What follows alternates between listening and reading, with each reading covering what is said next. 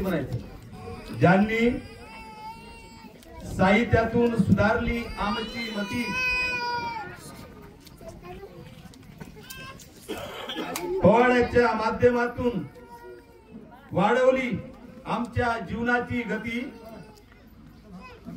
ज्यांनी साहित्यातून सुधारली आमची मती, पोवाड्याच्या माध्यमातून वाढवली जीवनाची गती, म्हणून तर मोठ्या उत्साहाने हा समाज, म्हणून तर मोठ्या उत्साहाने हा समाज साजरी करतो माझ्या अण्णा भाऊची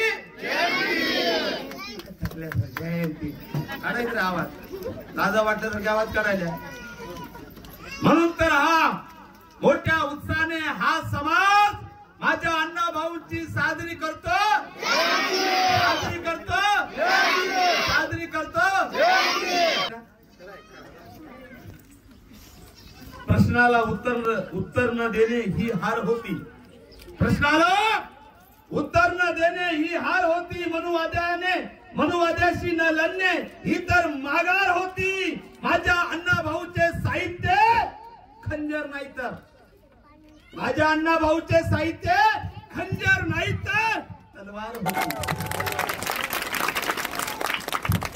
अत्यंत दोन महत्वाचे मुद्दे ज्या माझ्या अगोदर मान्यवरांनी काही विषय या ठिकाणी मांडलेले आहेत, त्याला अनुसरून मी या ठिकाणी बोलण्याचा प्रयत्न करणार आहे.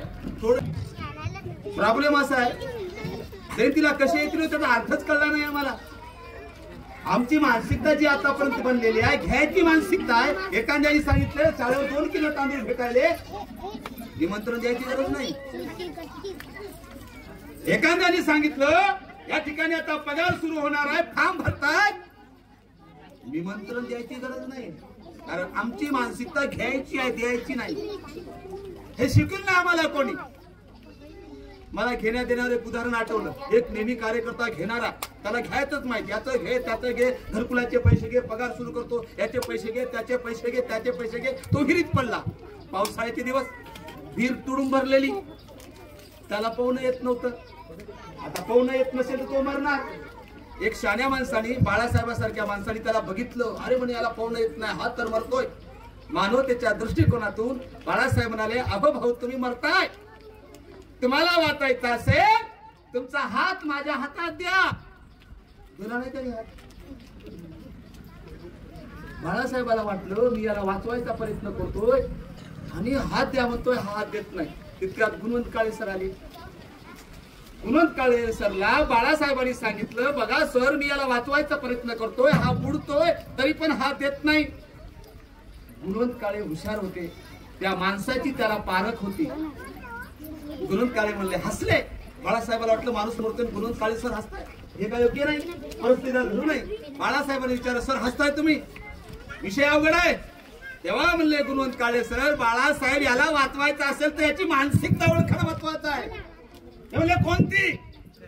अरे आयुष्यात या माणसाला सगळं घ्यायचंच माहित आहे, घ्यायचंच माहित आहे, त्याला हात दे म्हणलं तरी तो रेन पकडत नाही. मला त्याला वाचवायचं, मग काय करायचं बघा. म्हणले मी कसा केम फिरतो, म्हणले याला वाचितो. काळे सर जवळ गेले आणि त्याला काय म्हणाले, बाळासाहेब अगोदर म्हणतात तुझा हात देतो, देत नाही. काळे सर यांनी भाजी पलटली, मानसिकता ओळखली आणि काळे सर म्हणले, मित्रा हा माझा हात घे. बिना टाऊचा पटकून म्हणजे त्याच्या डोक्यामध्ये आयुष्यभर घ्यायचंच माहित होतं. द्यायचा शब्द त्याच्या पत्नी पडला नाही. बाळासाहेबाचा हे द्या म्हणले ना, आम्हाला द्यायचं माहित नाही हो, समाजाला वेळ द्यायचं माहित नाही, पैसा द्यायचं माहित नाही. सगळे मेंदू आमचे कुजून गेले. अण्णाभाऊ सटत तुम्हाला मला वाटत नाही 1% समजलं नाही तुम्हाला. पचनी कवा पडल हा एक संशोधनाचा मुद्दा आहे बघा. सगळी नाटकं चालू आहेत हो, फॉर्मॅलिटी. जयंती आहे, कपडे घालायचे, यायचं तिकडे डिमडाऊन झाले, नाचायचं, बाकी काय. बरं एका जयंतीपुरतं बोलत नाही बरं मी. सरसगट जयंतीचं एक सारखं चित्र आहे. खा, दारू प्या, नाचा, ढुंगणा हलवा, घराकडे जा. डॉक्टर बाबासाहेब आंबेडकरांचं 17/8/1952 सिद्धार्थ कॉलेज मुंबईला भाषण झालं. जशाला तशी लाईन सांगतो. ते आमचे गाबरू म्हणतात बाबासाहेबांच्या अवलाद. बरं काय सांगलं बाबासाहेबांनी? बाबासाहेब म्हणतात 17/8/1952 माझ्या माया आणि बहिणीनो, भावांनो, मित्रांनो, तुम्ही मला तुमचा उद्धार करता समजत असाल तर मला डोक्यावर घेऊन नाचू नका.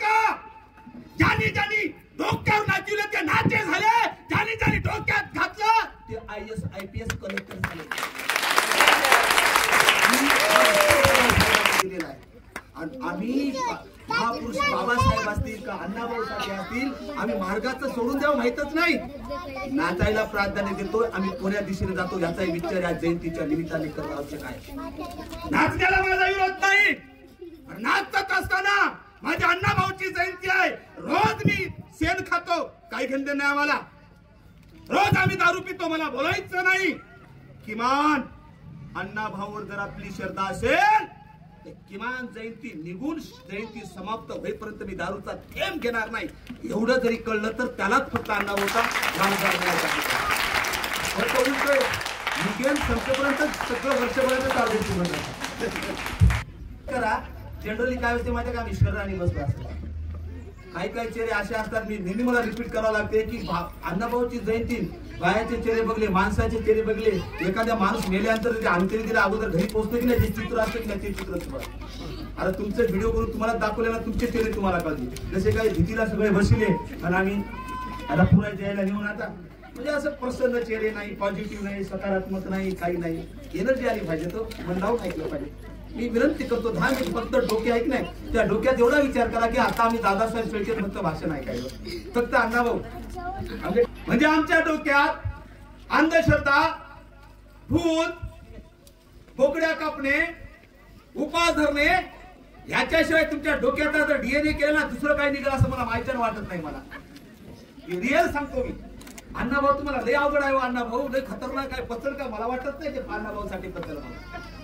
आणि मग विचार करा, आपण आपल्या मेंदूपासून अण्णाभाऊला दूर ठेवलं, बाबासाहेबाला दूर ठेवल्यामुळे काही जातीवादी माणसं, मनवादी माणसं, बाळासाहेब खास करून गुणवंत काळे सर, मी भेटवाय सांगतो, मला मी काही फेकत नाही, त्याचा गैरफायदा घेतात. असाच गैरफायदा 11 डिसेंबर 2021 मुंबईला सामाजिक योद्धा लोकशाहीर अण्णाभाऊ साठे यांच्या ग्रंथाचं प्रकाशन राष्ट्रीय स्वयंसेवक संघाचे अध्यक्ष मोहन भागवत यांनी केलं. त्यांनी एक वाक्य सांगितलं, बघा अण्णाभाऊला फक्त आपण छायाचित्र स्वीकारायचं, मेंदू आपण स्वीकारू नये. त्या कार्यक्रमात ते म्हणतात, खऱ्या अर्थाने अण्णाभाऊ साठे हे धर्माला मानणारे होते, खऱ्या अर्थाने अण्णाभाऊ साठे धार्मिक होते, याचा दुसरा अर्थ खऱ्या अर्थाने अण्णाभाऊ साठे हिंदुत्ववादी होते. माता म्हणल्याने हिंदू धर्म आहे, मान्य आहे, पण हिंदुत्ववादी म्हणलं की जरा खटकलं मला. मायानं थोडा विचार करा, अरे हजारो वर्षापासून आम्ही हिंदू आहोत ना, मान भेटला आम्हाला, सन्मान भेटला आम्हाला, अधिकार भेटला आम्हाला, एका धर्माचे घटक जात म्हणून बराबरीला बसविला आम्हाला नाही. आणि परत ती मानसिकता आमची तयार करण्यासाठी काही लोक अशा पद्धतीने अण्णाभाऊला प्रेझेंट करतात. आपण थोडी परीक्षा करूया अण्णाभाऊ साठेच्या बाबतीत, उत्तर द्यायचं या मान्यवरांनी द्यायचं. अण्णाभाऊ साठे आणि माझं चुकलं तर मला दुरुस्त करा एवढी विनंती करतो मी. अण्णाभाऊ साठेने जे जे कादंबऱ्या लिहिल्या, पोवाडे लिहिले, कथा संग्रह लिहिले, जवळपास 70 ते 75 लिहिले. कोण्याही बाजाराने सांगून माझ्या ज्ञानात भर घालावर मी हात जोडून विनंती करतो. मी बोलत असताना चुकलं तर एखाद्या शाण्या व्यक्तीने मला दुरुस्त करावं, या सगळ्याला माझी विनंती आहे. अण्णाभाऊनी जवळपास 75 साहित्य, कथा, पोवाडे इत्यादी इत्यादी लिहिलं, त्यातली एक तरी कथा, साहित्य, पोवाडे कोण्या देवाला अर्पण केलं का, स्वतःच्या धर्माला अर्पण केलं का? याचं उत्तर नाहीच. एवढंच नाही, या 75 साहित्यामध्ये कुठं अंधश्रद्धा आली का, कुठं परंपरा आली, कुठं अंधश्रद्धा आली, कुठं देव आला, कुठं देवता आली, याचंही उत्तर नाहीच आहे. मायानं माझा अण्णाभाऊ साठे तुमच्या जीवनाचं सोनं करण्यासाठी ज्या धर्माने आम्हाला चुकीचा रस्ता दाखविला, तो रस्ता बंद करून तुमच्या उद्धाराचा, तुमच्या सन्मानाचा रस्ता जर दाखविला तर तुम्ही मान्य करणार की नाही?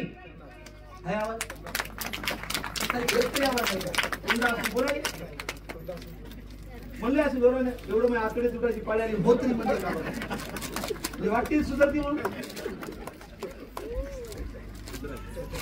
मायानो, उलट तुम्हाला सांगतो मी, मनाचं काही ठिकत नाही. 1958 महाराष्ट्रातलं पहिले दलित साहित्य संमेलन बॉम्बेला भरलं, त्यातलं अण्णाभाऊंचं वाटे पृथ्वी शेषाच्या मस्तकावर नसून तुमच्या माझ्या कामगारांच्या, श्रमिकांच्या तर हातावर आहे. अरे आम्हाला काही कळतच नाही. या वाक्याची जर चिरपाड केली तर पहिल्यांदा साहित्य सम्राट अण्णाभाऊ साठेने हिंदू धर्माला आव्हान दिलेलं आहे. कसं तुम्हाला माहित आहे, कारण हिंदू धर्माचे जे पुराण असतील त्यांनी सांगितलं नाग हा देव आहे. आणि त्या देवाच्या मस्तकावर ही सगळी पृथ्वी आहे. अण्णाभाऊ साठे सगळं नाकारतात आणि नाही अजिबात नाही. पृथ्वीचं सगळं सौंदर्य, पृथ्वीचं सगळं वैभव माझ्या गरिबांच्या, माझ्या कामगारांच्या, माझ्या श्रमिकांच्या तळावर आहे. जी नटली पृथ्वी माझ्या कामगारामुळे हा विचार अण्णाभाऊंनी दिला. याचा अर्थ इथंच अण्णाभाऊंनी बाबासाहेब स्वीकारलेला आहे. आपण सर्वांना लक्षात घ्या. आणि जर ते काय आम्ही स्वीकारत नसेल तर ये रे माझ्या मागल्या काय की नाही. जसे सण येतात तसंच होईल. त्या कुत्र्याच्या शक्तीसारखी होईल. किती काय केलं तर एक वेळ पडली तर ते नळी वाकल, मात्र शेपूट नीट होत नाही. आणि म्हणून हा जो विचार आहे खऱ्या अर्थाने माझ्या समाजाला कळला पाहिजे आणि माझा समाज स्वाभिमानी जगला पाहिजे. म्हणून आयुष्यभर अण्णाभाऊंनी हे काम केलं. अण्णाभाऊची सगळी संपदा बघा, धर्माचा कुठेही संबंध नाही. आणि म्हणून अण्णाभाऊंनी शेवटाकडे बोलतोय मी. आणि विचार सांगणं अत्यंत महत्वाचं आहे असं मला स्वतःला वाटते. शेवट माझ्या भाषणाचा की काही जण थोडं कम्प्लीट करतात. जसे मोहन भागवत म्हणले अण्णाभाऊ साठे हिंदुत्ववादी होती, तर कोण होते एकदा क्लिअर करतो. या मान्यवरांनी उत्तर द्या. अण्णाभाऊ साठे हिंदुत्ववादी कोण होते? बघा अण्णाभाऊचा विचार काय होता. सगळं साहित्य कर्मकांडाला नाकारणार होतं, सगळं साहित्य रूढीला नाकारणार होतं, सगळं साहित्य देवा धर्माला नाकारणार होतं. हे कोणाचे वारसदार होते? मोहन भागवत म्हणतात हिंदुत्ववादी होते. थोडी चिरपाट करूया. इसवी सन पूर्व 528 ला बुद्धाला बुद्ध गया बिहार मध्ये पिंपळाच्या झाडाखाली निरंजना नदीच्या काठी ज्ञानाची प्राप्ती झाली. हे थांबणार एक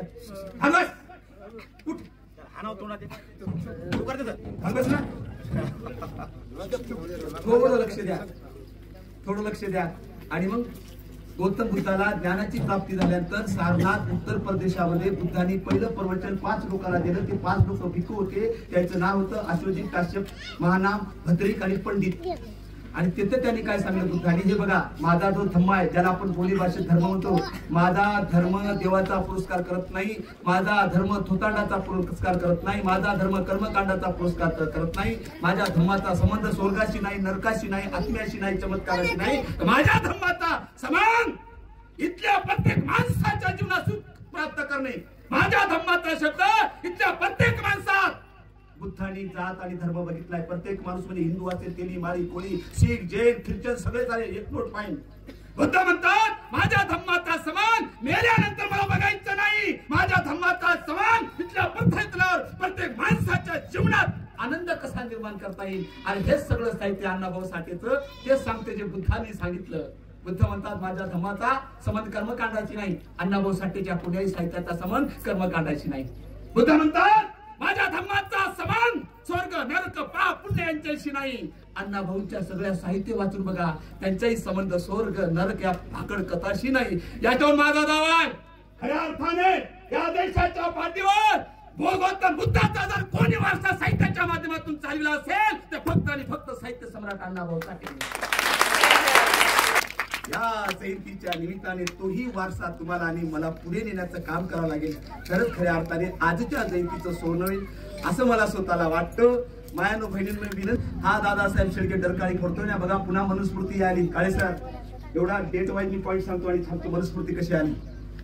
बाळासाहेब बोलले दिले का कोणाच्या बापाला? पिता बाळासाहेब तुम्ही आमचे म्हातारे साहेब पितात कोणाला? बापाला भीत नाही कोणाच्या. हा बाबासाहेबांचं संविधान आहे. बाबासाहेबांनी आर्टिकल 19(1) म्हणजे मला अधिकार दिला. कोणी माहिती चालायला रोखू शकत नाही. बाबासाहेबांच्या संविधानानुसार आर्टिकल 142 नुसार केदारनाथ विरुद्ध बिहार सरकार BP सिन्हा आणि 5च्या जजच्या खंडपीठाने दिलं. इथला गोरा गरीब असेल, कोणी असेल, कोणी जातीचा असेल, त्याला खरं मांडण्याचा, त्याला टीका करण्याचा, त्याला कडक बोलण्याचा, त्याचा मत म्हणण्याचा अधिकार बाबासाहेबांच्या संविधानात दिलेला आहे. अरे म्हणून तर दादासाहेब शेळके डरकाळी करतोय. आता मात्र जरा भानावर या. पण आळसरे भीत नाहीत कोणाला. धडाधड बोलतात. आमचे गुरु पाटील धडाधड बोलतात, विशाल धडाधड बोला, गौतम धडाधड बोला, काँग्रेस साहेब बोले. पण लक्षात घ्या पुन्हा मनुस्मृती लागू होत आहे. मनुस्मृतीमध्ये कलम सांगायलो मी 270 होती, भाग होता 8वा. त्या सांगितलं एक जातीला दिन जातीस तू वाचा, दारुण्या शिकून जीवा प्राप्त जगन प्रभोईस. इथे तुम्हाला मत मांडण्याचा, तुम्हाला गाणं गाण्याचा, तुम्हाला भाषण करण्याचा, तुम्हाला जयंती काढण्याचा अधिकार दिला नव्हता. म्हणजे मनुस्मृतीने आमचे सगळे अधिकार नाकारले. पण सगळ्या बहुजनाचे सगळ्याला अधिकार बाबासाहेबांनी दिले. पण मी म्हणालो मनुस्मृती पुन्हा येतोय. अण्णाभाऊ साठे माझा लढणारा होता. अरे 15ला स्वातंत्र्य भेटलं आणि 16ला माझ्या अण्णाभाऊनी मुंबईला मोर्चा काढून छाताडावर बसून सांगितलं या स्वातंत्र्याचा अर्थ काय. मुठभर लोकांना फायदा भेटणार, मुठभर लोक गाड्या घोड्यावर फिरणार, हा माणसाचं काय. म्हणून अण्णाभाऊ काय म्हणतात, हे स्वातंत्र्य झूट आहे, माझा समाज भुकेला आहे, त्याचं काय पोटावर बोलणारा माझा अण्णाभाऊ होता. आता बोलता येणार नाही, आता भाषणही करता येणार नाही, आता बाळासाहेबाला लिहिता येणार नाही का. 10 जुलै 2025ला विधानसभा आणि विधान परिषदेमध्ये जन सुरक्षा कायदा हा पास झाला आणि त्यात 2 पॉइंट सांगतो म्हणजे सर्वांची झोप उडेल. त्यात लिहिलं यापुढे शेवट जयंती निमित्त मॅसेज, यापुढे कोणी भाषण करेल, कोणी कडक बोलेल, कोणी कडक लिहेल त्याच्यावर गुन्हा दाखल करून डायरेक्ट जेलमध्ये आणि त्याला पुढे बघा. अरे सर काय म्हणतं, यापुढे कोणी कडक बोलली टीका जरी केली तर जन सुरक्षा कायदा काय म्हणतो डायरेक्ट गुन्हा दाखल करून त्याला जेलमध्ये टाका आणि जेलमध्ये टाकील्यानंतर त्याला हदगावच्या कोर्टात जामीन नाही, त्याला नांदेडच्या कोर्टात जामीन नाही, त्याला हायकोर्टात जामीन नाही. फक्त एकच मार्ग ठेवला सुप्रीम कोर्टाचा, दिल्लीचा. मला माझ्या मा बहिणीला विचारायचं, अरे आम्ही बोलणारी माणसं आहोत, ही लिहिणारी माणसं आहेत, ही वाटा फोडणारी माणसं आहेत, म्हणजे आम्ही समाजाच्या हितासाठी आवाज जर उठवला हा जन सुरक्षा कायद्याच्या माध्यमातून आम्हाला जेलमध्ये टाकणार. जामीन ठेवली नाही तुम्हाला. सुप्रीम कोर्टाला आमची अवकात आहे का दिल्लीला पोहोचायची? आमची आहे अवकात आमची नाही. म्हणून मायानं आणि बहिणीनं माझ्या भावानं पत्रकारांना मी आपल्याला सोडून साहित्य सम्राट अण्णाभाऊ साठेच्या जयंतीच्या निमित्ताने भविष्यात आम्हाला अण्णाभाऊ साठेची जयंती काढायची असेल, भविष्यात अण्णाभाऊ साठेवर भाषण करायचं असेल, हा जन सुरक्षा कायदा याची होळी करून माती आम्हाला करावं लागेल. त्यासाठी आम्हाला साहित्य सम्राट अण्णाभाऊ साठेला अभिवादन केल्यासारखं होईल, वंदन केल्यासारखं होईल, त्रिवार वंदन केल्यासारखं होईल आणि ते तुम्ही करशाल एवढी अपेक्षा व्यक्त करतो. थांबतो. त्याला जोरदार परत नारा द्या सर्वांनी आणि ताकदीने नारा काढा. साहित्य सम्राट अण्णाभाऊ साठेंचा मला आवाज वाटला, आम्ही दिवसभर नारीत बसतो आवाज करायला. लहुजी साहेबांचा, डॉक्टर बाबासाहेब आंबेडकरांचा, शिवाजी महाराजांचा, बिरसा मुंडांचा, बसवेश्वरांचा, सगळ्यात महापुरुषांचा, भारतीय संविधानाचा. जय भीम, जय लहुजी, जय अण्णा, जय संविधान, जय सगळेच महापुरुष.